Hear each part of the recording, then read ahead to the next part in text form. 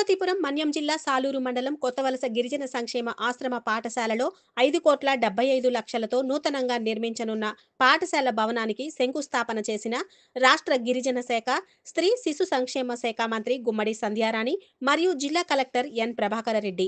ఈ కార్యక్రమంలో పాల్గొన్న జిల్లా అధికారులు, మండల అధికారులు, నాయకులు. కూడా టాయిలెట్స్ ఎక్స్ట్రా ఇస్తున్నాం.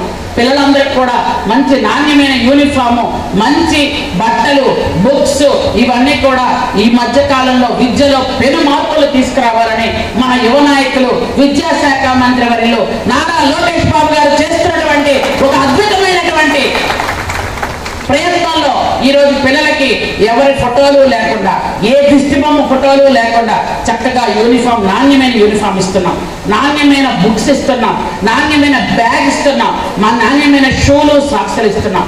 పిల్లలకి వెంటనే ఇంత పూర్వం బ్యాగులు పట్టుకోగానే బుక్స్ అన్ని పెట్టుకొని బ్యాగ్ పట్టుకుంటే వీళ్ళు బ్యాగ్ తాడు మాత్రం వీళ్ళ చేతిలో ఉండేది, కింద బుక్స్ ఉండేవి, అలా చిరిగిపోతుండేవి.